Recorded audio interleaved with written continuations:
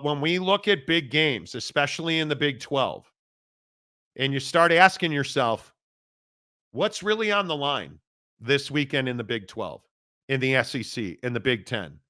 I think it starts tonight in Provo. And this BYU Oak State game, BYU is a 9-point favorite. 52.5 is the number. And in a shocking turn of events, Garrett Rangel is going to start tonight for Oak State.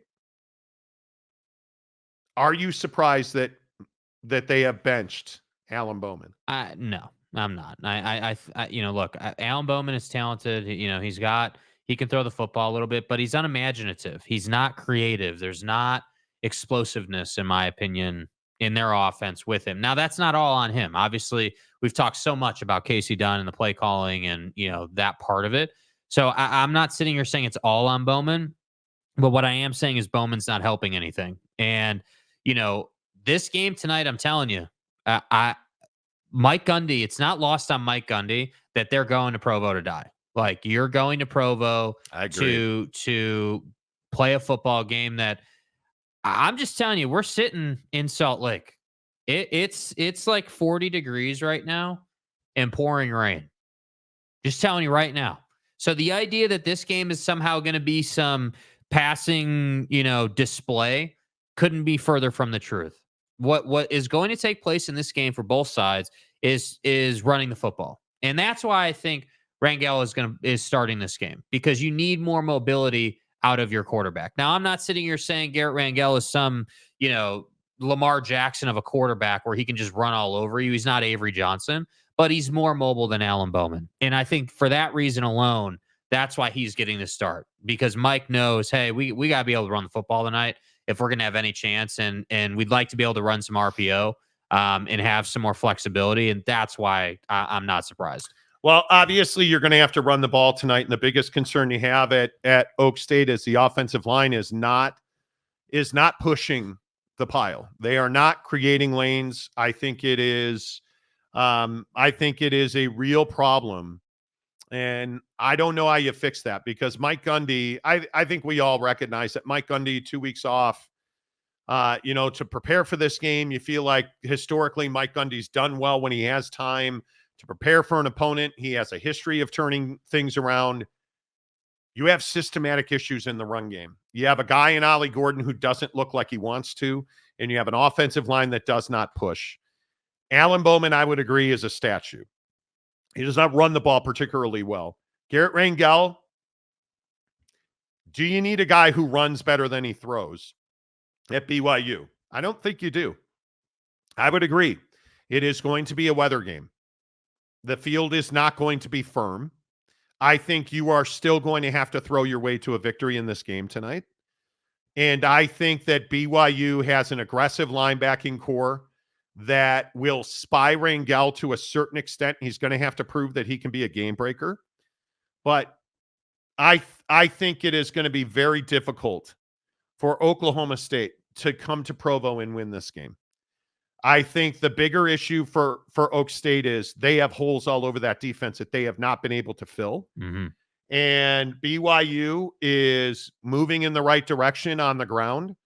I think you have Thunder and Lightning and LJ Martin and Rapati. I think you have the best wide receiver group in the conference and one of the best in the country. And it's all going to be determined by, can Jake Retzlaff be accurate as a passer? Mm-hmm. If he can, I think BYU is going to win this game by 10 points. Yeah, I mean, I think that I don't know. I'm struggling with the confidence level in Oklahoma State to be able to score in this game. This is a home game, obviously, for BYU, which means they've got 30 points in this game, I think, with pretty easy, execution. If you just do your job, I think you have 30 points in this game. And what I'm concerned about for Oklahoma State is those things you just said. Like, I'm not sure that Oklahoma State's going to be able to run the football effectively this game, or even just effectively enough to open up the passing game. And to me, this game has Oklahoma State turnovers written all over it. I think you're starting a kid in Rangel who hasn't played a ton this season, obviously. You're asking him to start in a hostile environment, certainly. You're asking him to play in a cold weather game. and you're asking him to come out and perform better than Alan Bowman. 9 takeaways in 3 games for BYU. So 9. I've got Rangel with a pick at least, and 1 fumble for BYU.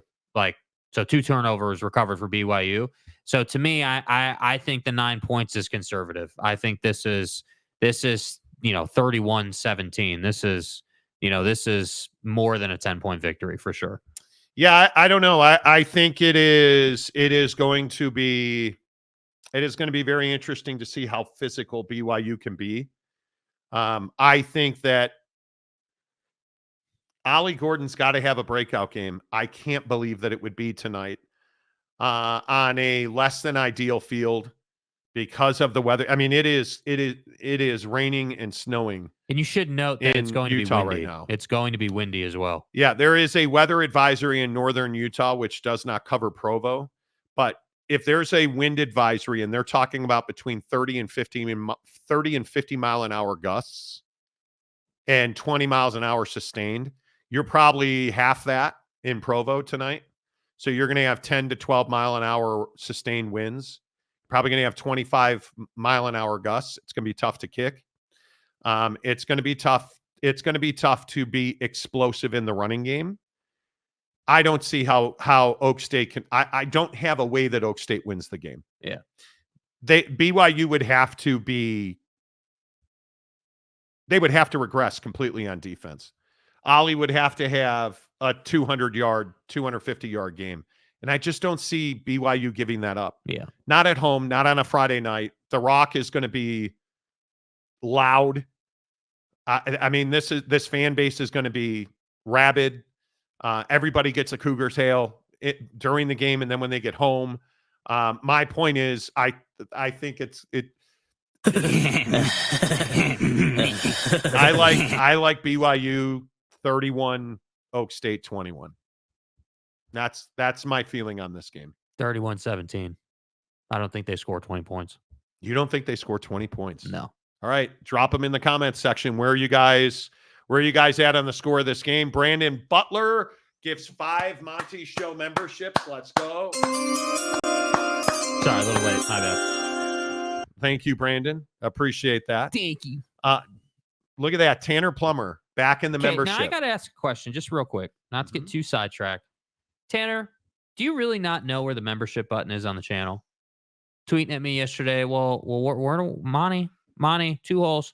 You have a membership level that's not the full boat? We do. You know we do. Tanner, welcome back to the membership. Yeah.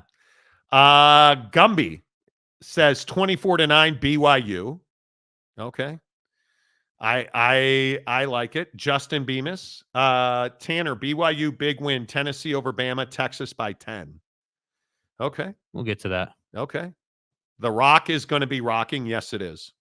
Yes, it is. I think it is going to be raucous. Gumby says Gundy's going to turn into a cowboy popsicle. Don't disagree with that. I think it's going to be Tanner. I'm fully expecting 2-3 turnovers forced by BYU's defense. Oh, sorry, I meant defense. Right. See what he did there. It's a defense. He says 35-17 BYU 7-0 incoming. Okay.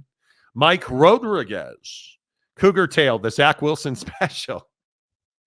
That's right. Exactly right. It's fine. G off. Cougars 27-21.